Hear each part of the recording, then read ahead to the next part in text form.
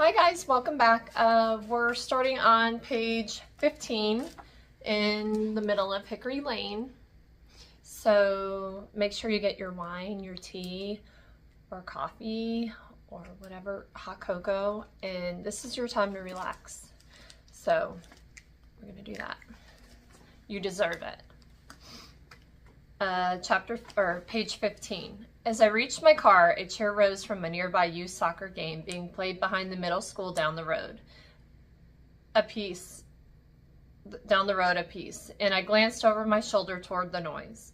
People swarmed the school's parking lot, coming and going, accompanied by the echoing bounce of soccer balls and the clicking of cleats. My gaze caught on one face in particular, a boy 9 or 10 years old, trailing behind a small group of older kids. Wiley? My heartbeat jumped into my throat and I opened my mouth to call out his name, only to realize I'd lost sight of him in the crowd as it shuffled toward the fields. I took a deep, calming breath. It was just as well he'd disappeared. The child I'd seen couldn't have possibly been Wiley, because he'd gone from my world for 3 years now, having stayed in Gainesville with his father and new stepmother.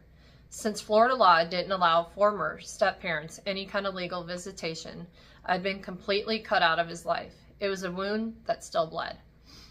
What did he even look like now? Had his light brown hair darkened? Had he grown it out? Did he still look like peanut butter and potato chips? Did he still like peanut butter and potato chip sandwiches? Was he still scared of spiders? Did he miss me? Did he know how much I loved him? How much I still loved him? Feeling foolish and suddenly deflated, I willed away the questions, the pain, and forced myself to refocus, to stay busy, to keep the thoughts at bay. I had 2 in-home client consultations booked for this afternoon, one here in Sweetgrass and a second one in Fairhope.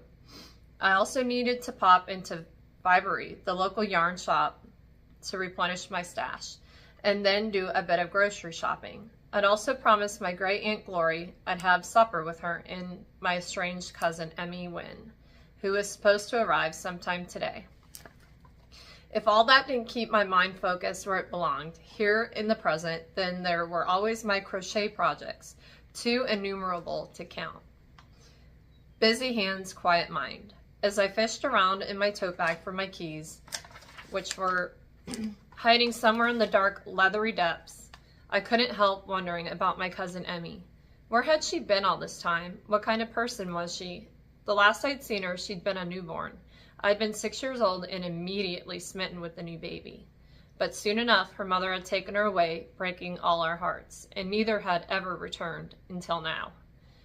Aunt Glory asked so little of me that I couldn't say no when she requested I be extra friendly to Emmy, to help her feel welcome. Of course I'd be friendly. I was an expert at it, but that's where I needed to draw the line, for my own peace of mind. As my fingers finally closed around my keys, my phone lit up, illuminating the inside of the bag.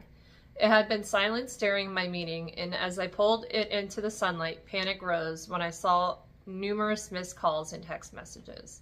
Most were from my mother, and instantly I thought of my Navy Admiral father, who had had major rotator cuff surgery earlier this week and had spent 2 nights in the hospital.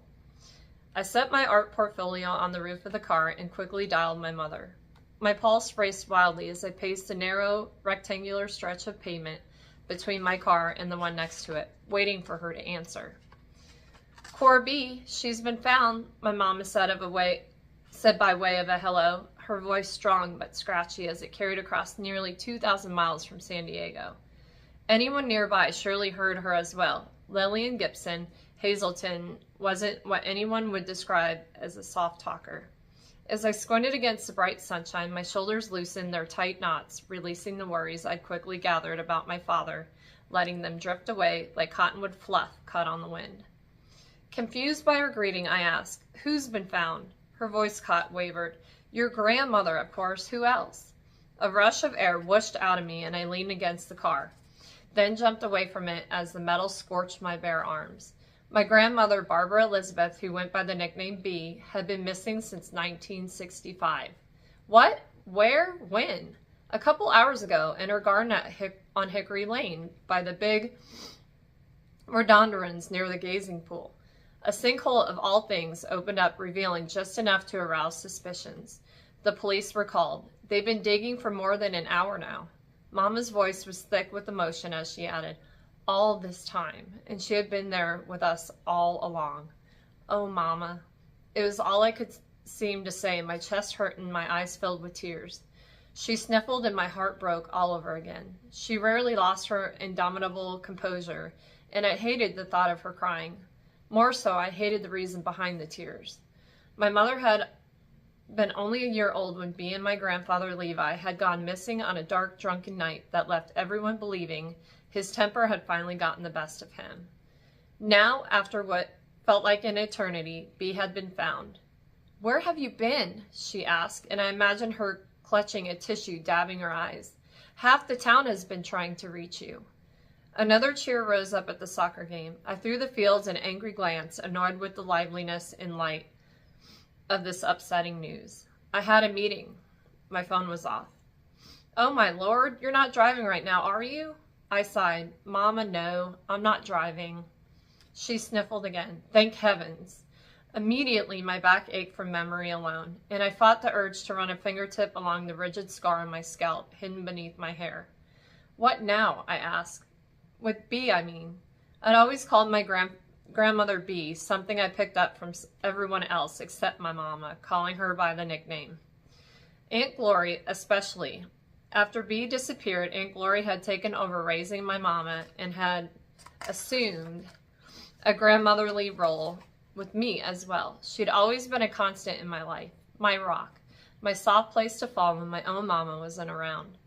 I could only imagine how she was dealing with this news. Bea had been her older sister after all. I needed to cancel all my afternoon appointments and head straight over to see her. Mama blew out a long breath. The police are still digging in the garden, and then forensic testing has to be done. It could be months before we have a proper service. And the irony of it all? We'll likely place her ashes back near where she was found. The gazing pool was her favorite place in the whole world. Starting to feel queasy, I began pacing again. The hem of my sleeveless linen dress swirled around my legs, its laurel pink color blurring through the tears of my eyes. I'm so sorry, I said, mourning a woman I'd never known yet loved deeply. Me too, darling. Have you tried to reach Kane? My older brother had followed in my father's military footsteps and was currently incommunicado on a submarine somewhere in the middle of the Pacific Ocean. I've sent word, but who knows when he will receive my messages. And even when he does receive it, it'll be months before he can make it back to the mainland. If there's a silver lining in having to wait on the police investigation, that would be it. He won't miss his grandmother's funeral. I unlocked, then opened the back door of my car and placed my portfolio and tote bag inside, both feeling much heavier than they had only minutes ago. Have you spoken with Aunt Glory? How's she handling this news? I spoke with her only briefly. I've mostly been communicating with Nanette this morning. She's been calling or texting with updates every half hour or so. Nanette, a neighbor of Aunt Glory's, was a dear family friend and one of my mama's closest confidants. They'd grown up together on Hickory Lane. Mama said, according to Nanette, Aunt Glory is being a mite stubborn. She's refusing to accept that the grave found this morning belongs to my mother.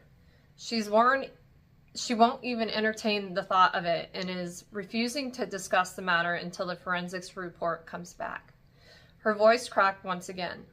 You know how she always hoped my mother would be found alive one day, living it up on a white sand beach, drinking daiquiris or some such.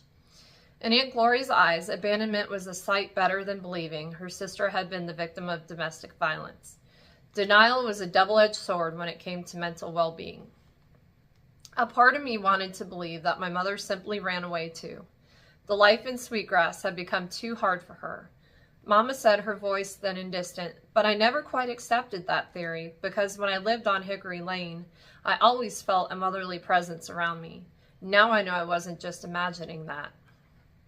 My chest continued to ache for my mama, for all she had lost, and for Bea, and all she'd lost as well.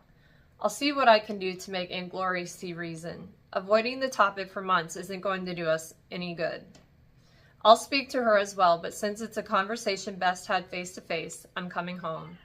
I'll likely stay in Sweetgrass until we can lay Mama to rest so I can be kept up to date on the investigation. Since Glory's apartment is currently taken, she said with a dark undertone, I was hoping to stay with you. Panic nudged aside my grief, rising up in me, hot and uncomfortable. Months. Mama had said it could take months before a funeral service could take place. It'll be good to be back home for a while, she added, and it will also give me a chance to meet Emmy, the little gold digger, and run her straight back out of the town before she tries to scam Aunt Glory out of her life savings. Mama, I began, but didn't know where to take the sentence. A lecture on how she shouldn't judge Emmy for her mama's sins. At least not until she met her to see if they were cut from the same cloth. And I certainly couldn't protest Mama living with me for months, though dear God, I wanted to. Ultimately, I said, you know it wasn't Emmy's idea to move here. And just because it wasn't her idea doesn't mean she won't take advantage. Has Aunt Glory told Emmy of her grand plan? I don't think so, I said. She wants to see how Emmy fits in first. Aunt Glory is asking for trouble. I fought back tears as I thought of my great aunt and all that she'd endured health-wise these last few years. It wasn't trouble she was asking for now, it was closure. But my mama didn't know how bad the circumstances were. Aunt Glory had gone out of her way to create the illusion that all was well in her world when it most certainly was not. Only I knew the truth of the situation, a secret safely entrusted to me, just as my secrets had been entrusted to her. Mama said, I'll email you the information when I've booked an airline reservation. There won't be an issue with picking me up at the airport, will there? What about Daddy? I asked quickly, trying to make her see reason. He's just had surgery. The last I heard, he still needed day-to-day help. He couldn't yet dress himself properly, and he certainly couldn't drive. He's healing well enough that he's making me a little crazy. He's a lousy patient. I'm on the hunt for a good home healthcare company to look after him. He can join me when he's well enough to travel, since he has 6 weeks off to recuperate. It'll be good to see you, Corby, she said, the words drifting wistfully through the phone on a sigh. It's been too long. Quick weekend trips go by much too fast for this mama's heart. I've missed my baby girl. I had missed her too and desperately longed for one of her hugs, but the weekend visits had been purposely designed for me to be quick. In, out, hugs, kisses, no need to linger to see things that would only cause concern and raise questions. Her being here for months was going to make my secrets impossible to hide. Mama, I know this news about B has been a shock, but Daddy, I couldn't believe she was planning to leave him, lousy patient or not. It was so unlike her nurturing, somewhat overbearing personality that it made me start questioning everything I knew about her.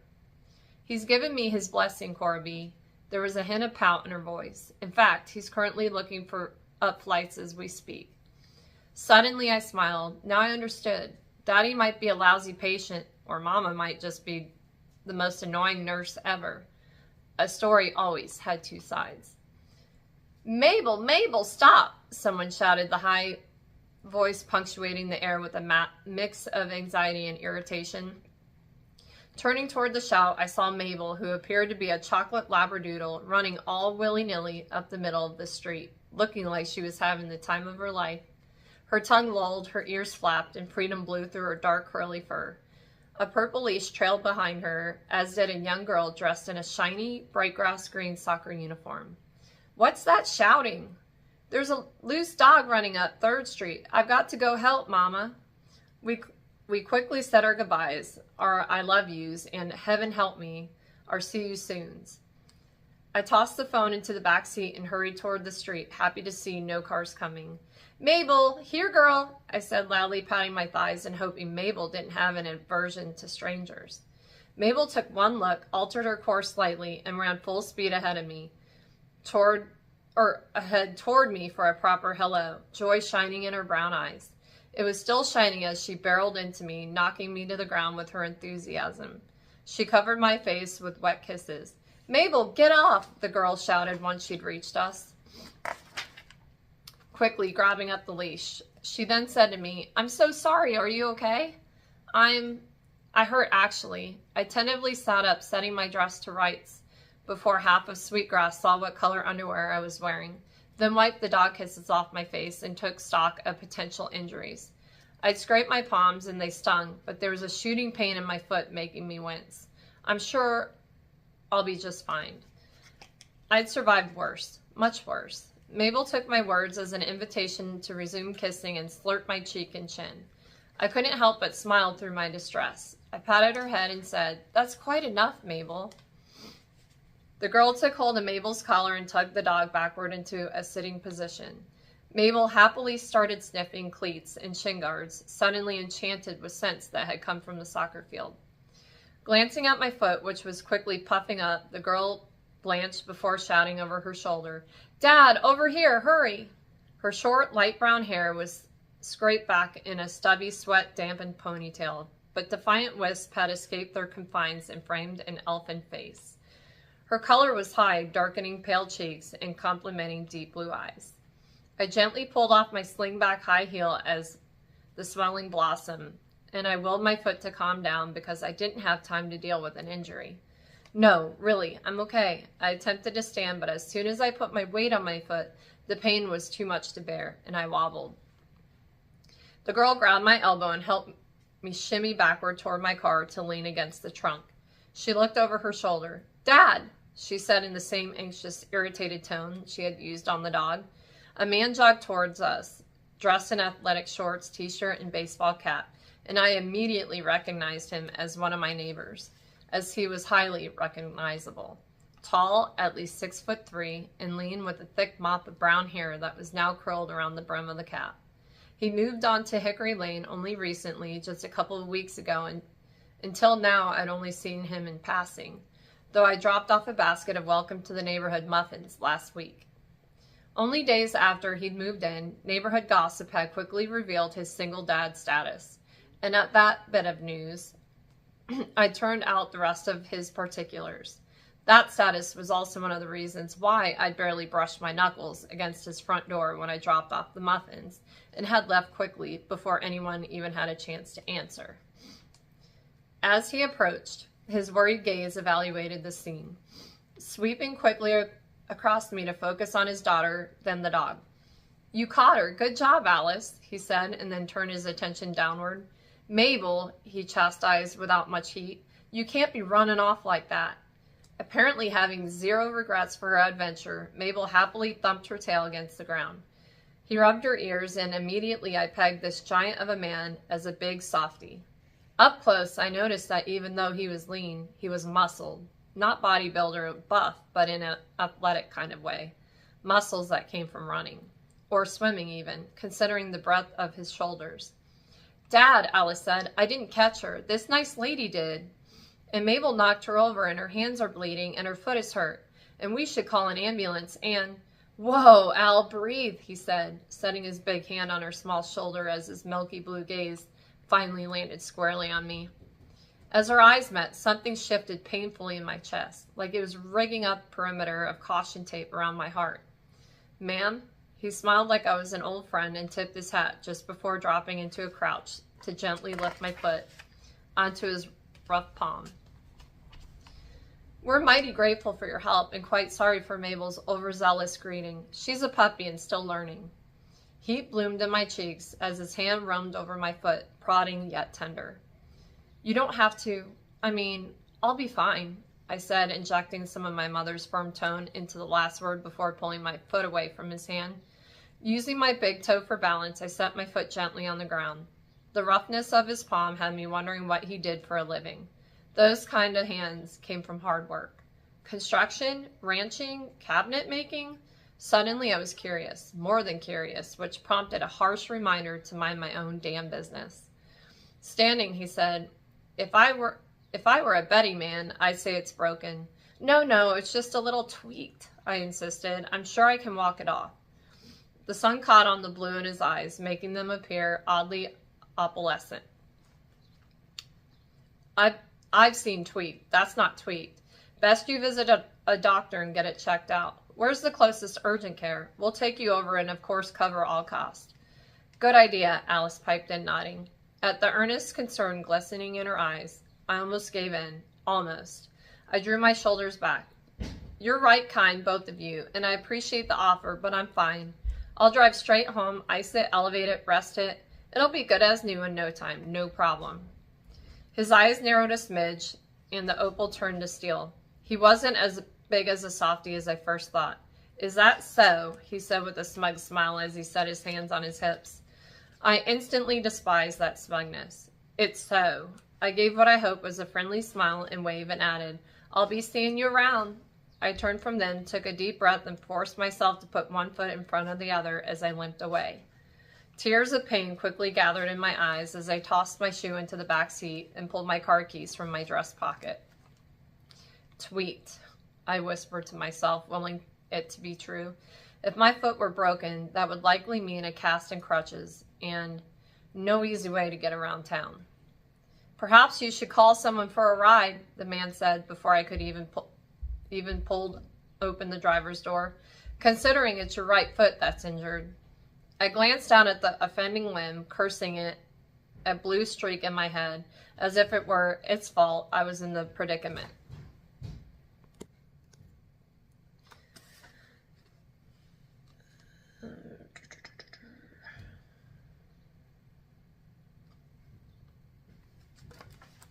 Where was I?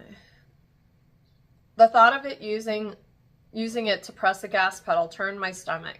There was no way I could drive, not very far at least.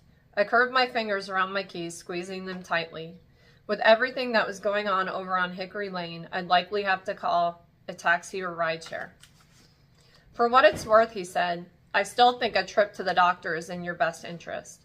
Same, Alice piped in, and I swore I heard her mutter stubborn under her breath. Alice had sass. I like that about her. Even if it's tweaked, the man said, your foot likely needs medical attention. The sooner you see a doctor, the better. Get that swelling under control. I once had to wear a big old boot for 6 weeks because I sprained my ankle playing soccer, Alice added, and my foot didn't look near as bad as yours does. Alice, the man said under his breath. She shrugged. It's true. A boot could be workable. I could probably even drive with a boot. My offer to take you to a doctor still stands, he said. We need to take your car, though, since Al and I walked over to the soccer game this morning. I'm James, by the way, he said, pressing his hands to his broad chest. My friends call me James. He paused to be, I'm just kidding. They call me Jamie. Alice groaned. And, he added, this is my daughter Alice, who loves my humor. You, of course, have already met Mabel. Mabel licked my hand. I patted her head and tested my weight again, nearly groaning aloud when pain radiated up my leg. As I studied the bruising, I suppose it was in my best interest to get the injury looked at. Reluctantly, I held out my keys to him. Sweetgrass Hospital is a few miles away. I'm Cora B. Alice's eyes widened. Cora B. of the chocolate chip muffins? That Cora B.? I nodded. I live a few houses down from you. Those muffins, she sagged dramatically. So good. That's really nice of you to say. I ducked into the back seat to move my portfolio, phone, and purse. It's one of my great aunt's recipes. You've met Glory Wynn, right? I gestured for her and Mabel to climb on in, and there was much excitement on Mabel's part to be going for a ride. Oh, yes, Alice said. She brought a pan of brownies when we first moved in. I like her. I smiled. I like her too. Cora B., Jamie said as he helped guide me to the passenger side of the car. It's nice to meet you in person. Shadows played in his eyes and his voice softened as he added, I heard your name a lot this morning at the soccer game. I'm really sorry about your grandmother. I swallowed over a sudden lump of emotion in my throat. I appreciate your kindness. It's turning out to be quite the day. As bad days go, you can't get much worse. I thought back to 3 years ago on a rainy day in Gainesville, a slick road and overwhelming pain and hopelessness. As Jamie pulled open the passenger door, I mustered up a wan, hopefully agreeable smile.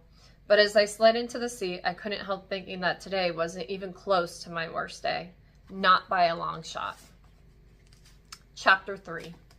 December 18th, 1962. We named the private lane that leads to our house Hickory Lane for all the hickories on the land.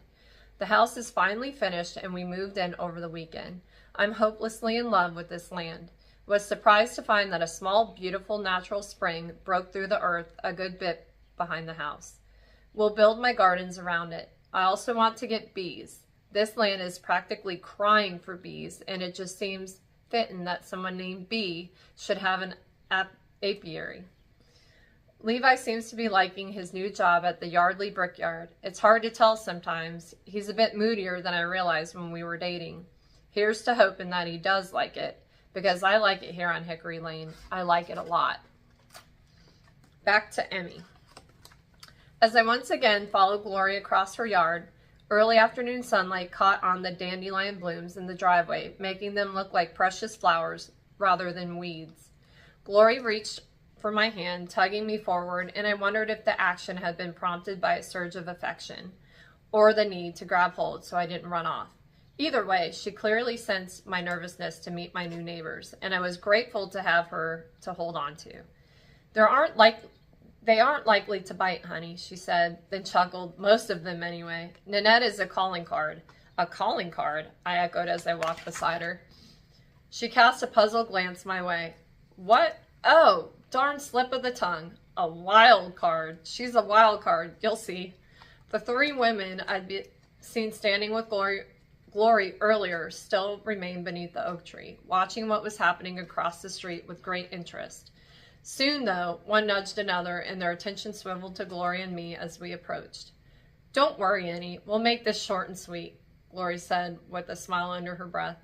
Friendly, I reminded myself. I could do this. I could be the person I had always wanted to be. Emmy, honey, Glory said as we sidled up to the women. Meet Nanette and May. This here is their lawn we're standing on, and this is Dorothy, who lives up the street a few houses. These wonderful women are some of my dearest friends. Dorothy, I noticed, held a small hot pink-handled shovel in her hand, and for one horrifying moment, I thought she'd been the one to discover the grave this morning. Then I remembered the talk of a sinkhole and realized she'd probably been pulled away from her gardening by the tumult of the morning and had forgotten she was carrying it around. Everyone, this is Emmy Wynn, my long-lost granddaughter, Rowan's daughter, Glory proclaimed as she released my hand and threw an arm around my taut shoulders. Long lost. I hadn't been lost so much as cut off, not by Glory, but my mother, who had dragged me all over the country as a child, leaving Sweetgrass behind when I was only a month old. She had no roots keeping her here. She'd been an orphan and had grown up in the foster care system, and had decided that my roots were best left untethered by a complicated family situation. With the flick of a glance, I assessed the women standing before me as easily as I breathed. Prim, generous, mischievous. With a twinkle in her eyes, Dorothy stepped forward, took my hand, and shook it vigorously. She was dressed in a bright blue cotton housecoat and had short, fluffy, curly white hair, so thin it revealed a pearly pink scalp. So you're the bastard. It's nice to finally meet you after all this time. I slid a look to Glory, who shook her head and tightened her arm around me. With a heavy dose of censure in her voice, she said, Dorothy. Dorothy blinked innocently. What? Our apologies. May swooped in to pull Dorothy back into line. Dorothy had a bit of an accident a while back. Sometimes she loses her filter. Looking from face to face, Dorothy asked, What did I say now? No one answered her. I'm sorry to hear about the accident, I murmured, not sure what else to say.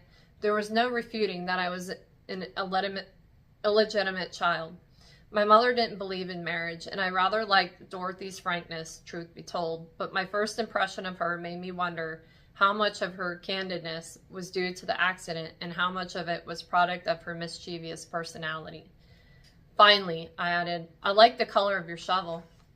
She waved it around menacingly. If you see the varmint around, let me know. I stole another look at Glory, who said, Dorothy has squirrel issues.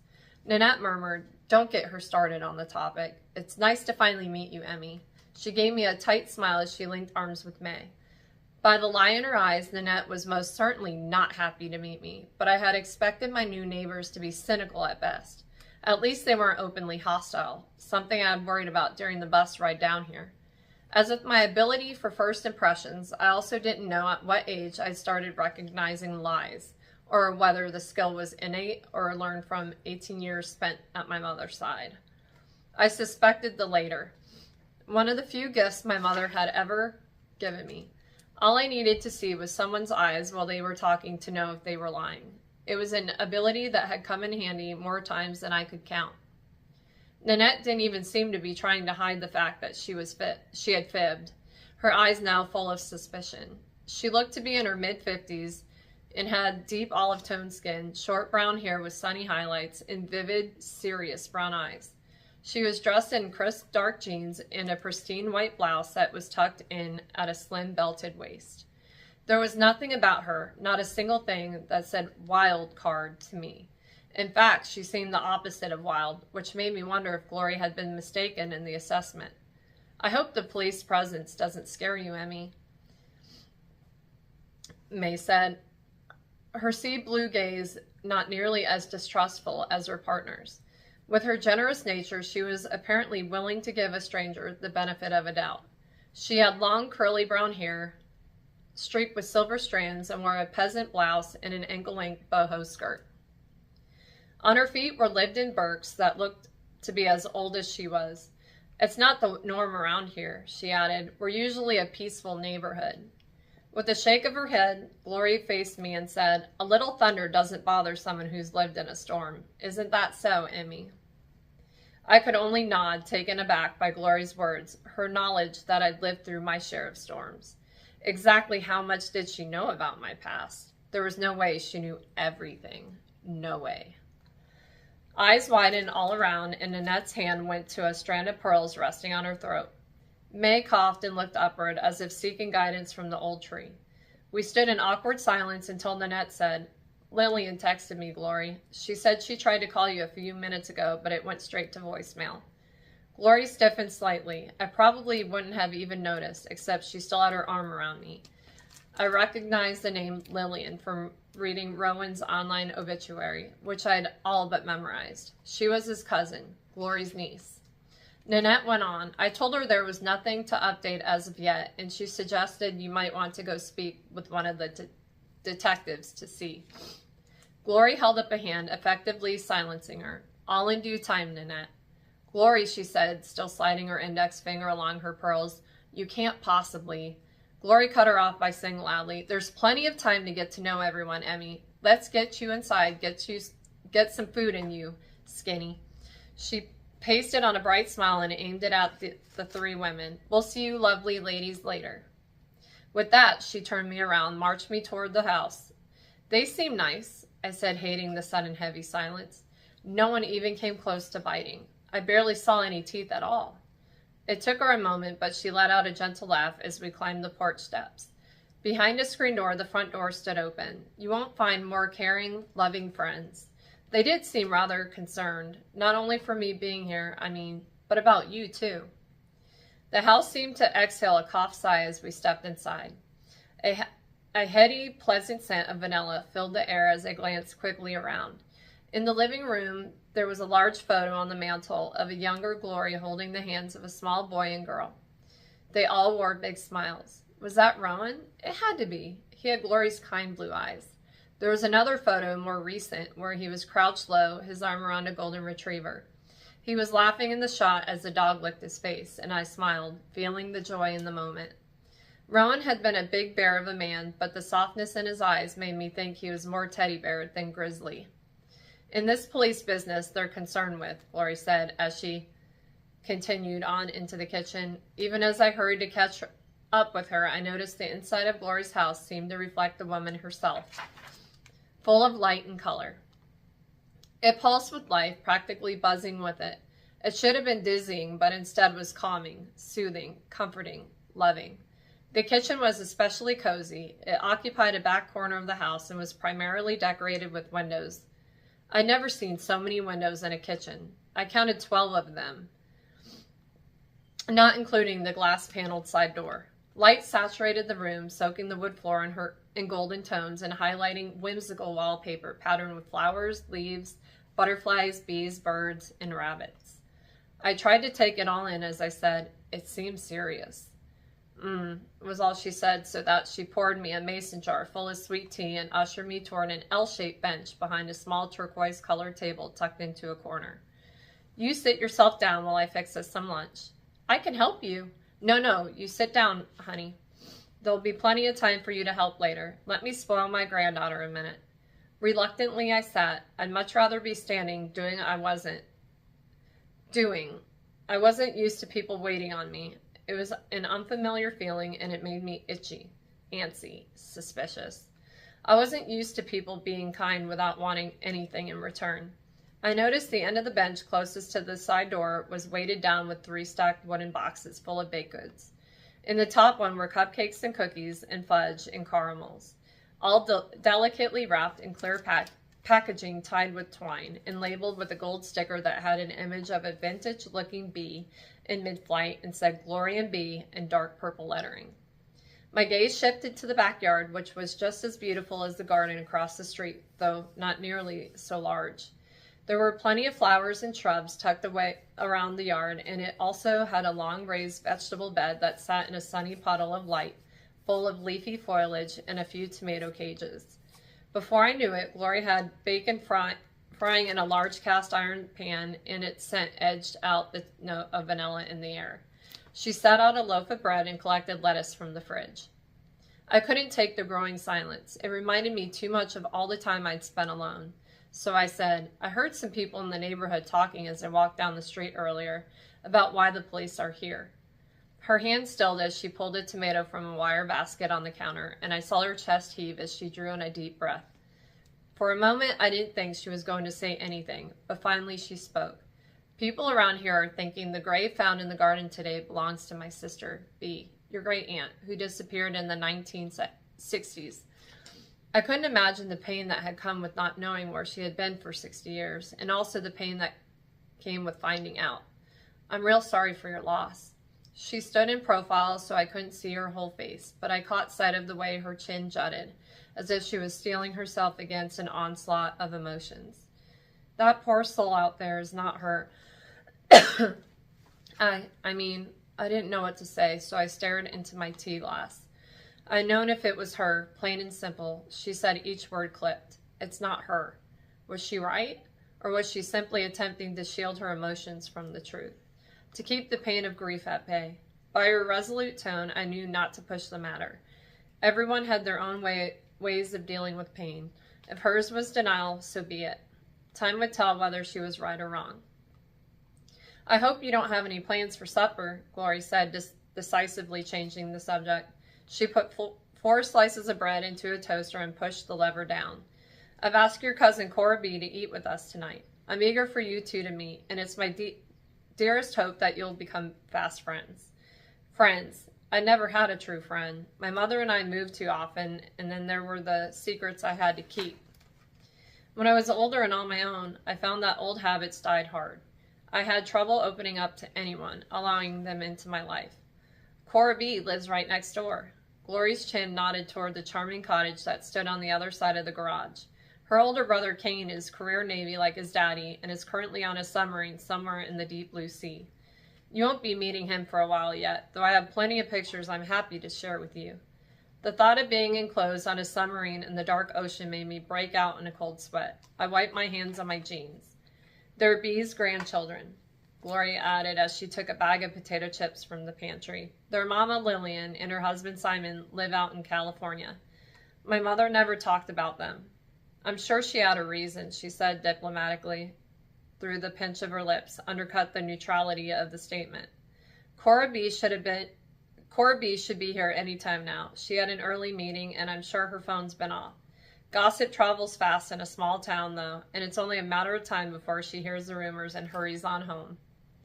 The rumors. I studied Glory's face, looking for any hint that she believed, somewhere deep down, that the rumors were actually true.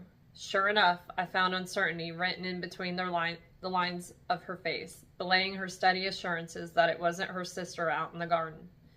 She talked a good game, but there were doubts she couldn't quite hide. Doubts she obviously preferred keeping to herself. As my thumb slid up and down over the raised letters on the front of the mason jar, I suddenly felt like I should leave. This was such a deeply private family matter, and I didn't want my presence to add any stress to the emotional load Glory already carried. Maybe it's best to postpone the dinner you planned. In fact, I can make myself... No, no, she shook her head, cutting off my offer to make myself scarce until things settled down a while, allowing her and Cora B to sort through this tragedy without an outsider hovering over their shoulders.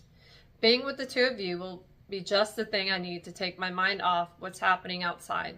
Distraction is good for the soul. Distraction and denial. I couldn't say I blamed her, but I worried if she'd ever be receptive to the truth. With a weak smile, she took the bread slices from the toaster and set them on a plate. Search parties combed this land after B disappeared, every bit of 10 acres, but especially the garden. B had been putting in drainage and irrigation using a neighbor's tractor, so the land was all tore up, but nothing was found. So you see, I'm not simply brushing off what everyone else is so easily ready to accept despite the circumstances of her disappearance. My curiosity got the better of me. Circumstances? She set out a wooden cutting board and placed the tomato on it, and then used a butter knife to try to slice it. Dorothy, who you met earlier, was Bee's best friend. I glanced at the full knife block that sat next to the stovetop alongside a pair of ceramic chicken salt and pepper shakers and wondered why she hadn't chosen a sharper knife. Bee had called Dorothy the night she went missing, begged her to come over, told her Levi, he was Bee's husband, had been drinking and that she was scared to be alone. Levi had developed quite the temper after they married. I absently reached up to my cheek, felt a thin scar barely visible to anyone else, thanks to skilled emergency room doctors. Setting the butter knife aside, Gloria added, he had already broken her arm, though she told most people she had fallen in the garden. Those who knew her best suspected it was only a matter of time before he went too far, but she loved him and always believed he'd changed. She glanced at me, her eyes wet with tears. Through the haze of love, sometimes it's hard to see reason. In my short time in shelters, I met several women who'd eventually gone back to abusive spouses, thinking they had no other options, thinking love could fix it all.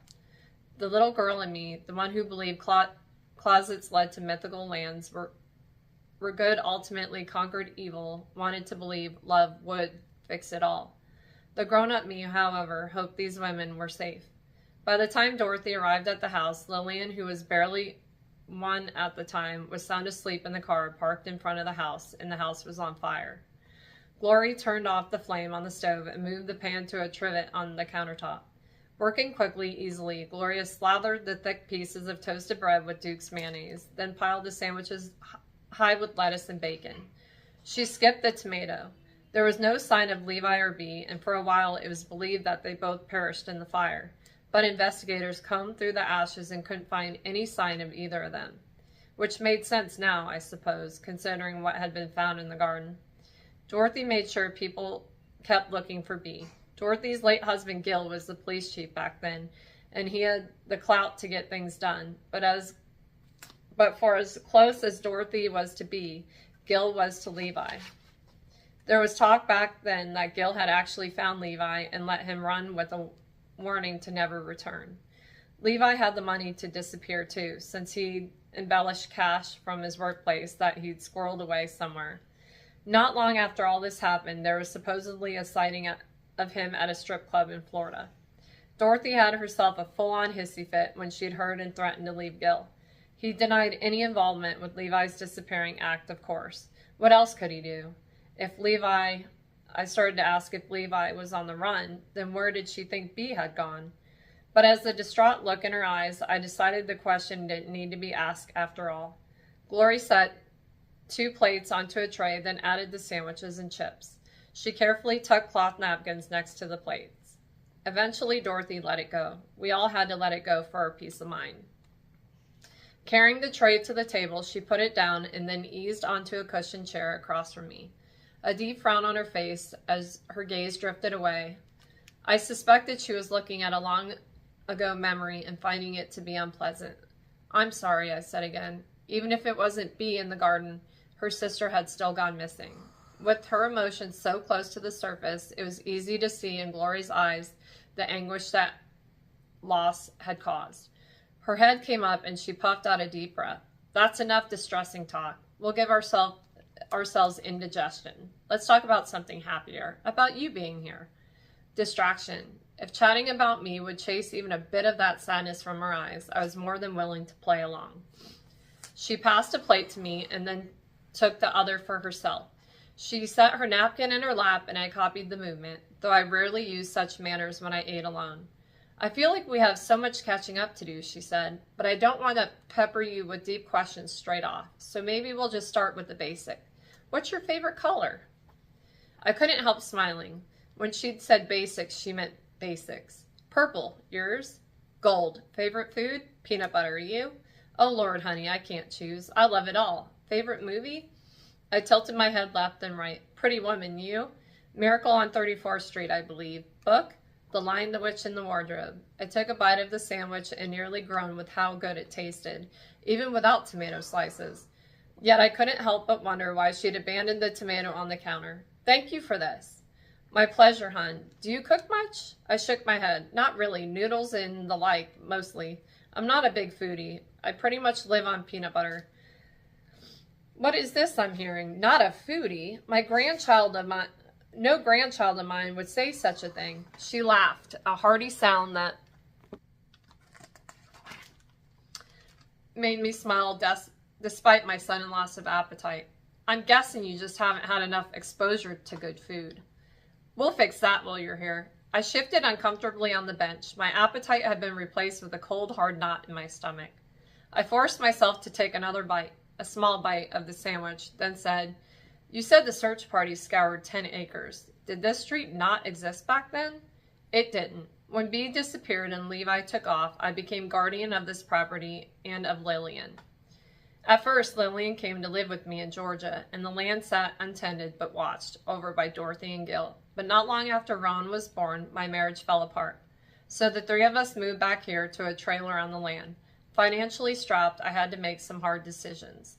One of them was dividing this property into tracts. I knew Bee wouldn't want anything but quality on her land, so I made sure to find the best builder around to create this neighborhood. And I knew I could never pave over her garden. She loved that garden. So we worked it into the plans. I created a trust for Lillian. This was her inheritance, after all, and eventually I bought this house and the garden from the trust. That's a lot for you to take care of on your own. I do hire out help for mowing and the like, but it's become a community garden through the years. Some neighbors are happy to get their hands dirty by claiming a raised planter box, while others simply enjoy the beauty it brings to the neighborhood. The skin on Glory's hands was sun-drenched and spotted. I had no doubt she was someone who didn't mind getting her hands dirty. At the sound of a car turning into the driveway, Glory stood and walked over to the kitchen door. Street must be reopened. Some of the tension eased from my shoulders. An open street meant the police were one step closer to moving along. Sunlight flashed off the windshield as the car rolled to a stop in front of the garage. Oh, it's Cora Bee. Glory pushed open the screen door and trundled out onto the side porch and down 2 steps on the driveway. I rested my shoulder against a shaded porch column as a man emerged from the driver's seat of a small blue car, and a young girl and a dog popped out from the back seat. Jamie, Alice, what a surprise, Glory said to the pair. I wasn't expecting you to be with Cora Bee. I didn't think Cora Bee was expecting it either, Alice said with a flash of an impish smile. Hello, Miss Glory, the man Jamie said, giving her a smile as the dog strained its leash in an effort to reach Glory. I immediately pegged Jamie as honorable and Alice as bright, so bright she practically twinkled. The passenger door of the car swung open and out came the top of one crutch, then another. A head came up next, just as the man said, Whoa now, wait for me, Cora Bee. I can do it, she said, her irritated voice carrying easily as she rose fully out of the car. Jamie, apparently wise as well as honorable, backtracked. With her shoulders pulled back, stiff and determined, Cora Bee set her crutches under her arms and took one tentative step, then another. Slowly she made her way around the car. She had auburn hair that was pulled back in a loose, low bun, a pointed jaw, and a heart-shaped face. She stood taller than Glory by more than a few inches, so I guessed her to be about my height, 5'6". At the full sight of her, I smiled, recognizing a somewhat kindred spirit, soft-hearted. With my upbringing, I shouldn't have a soft heart, a tender anything. Yet I thought my empathy for others was what helped me survive my mother's way of life. Caring when she didn't made me realize how different we were, and that I didn't want to be anything like her. Yet a soft heart in a hard world was challenging, and I learned quickly to hide my true self. It was that or risk getting picked apart by people who preyed on soft emotions, people like my mother. As a child, I hadn't realized she was taking advantage of my talent for first impressions, using it to choose her marks. I believed it was just a game we played when we went somewhere new, a bonding routine. When I was older and I realized what was happening, I didn't want to play anymore. It hurt to play. It took 2 months of purposely bad guesses before she believed I'd lost the ability to read people. She'd pouted for weeks, but truly she hadn't needed me. She knew how to choose her victims just fine. Always had. "What in the world happened to your foot, Cora B?" Gloria exclaimed. "Mabel," Jamie and Alice said at the same time, looking pointedly at the dog. The dog leaped and barked happily, seemingly oblivious to their disapproval. "Down, Mabel," Alice said sternly, exasperated. "Down." Mabel did not sit down. She kept straining her lead on the leash until Glory stepped toward her to pat her head. "It was a rescue mission gone awry," Cora B said. Alice jumped in to explain. "Mabel got loose, and when Cora B tried to help catch her, Mabel was all excited and ran right over to her, then right over her, knocked her down flat." "I can absolutely see that happening," Glory said, rubbing the dog's ears. "You're such a happy boy, aren't you, Mabel?" Oh, to have that kind of pep in my step again. I almost smiled at the slip of the tongue of her calling Mabel a boy, until I saw the twin looks Jamie and Alice slid toward Cora B. The glances, which were a mix of pity and empathy, along with the way Cora B's shoulders deflated, told me clearly that something wasn't quite right with Glory. I'd suspected it earlier with the coughing fit, and then with the cutting of the tomato, but it hurt to see it confirmed in their faces. "That she is," Cora B kept her tone light. "She's the happiest dog I've ever had the pleasure of meeting, though I do wish our first meeting had been a touch more gentle." Okay. We are done. And thank you guys for being here, and we will continue soon. Bye.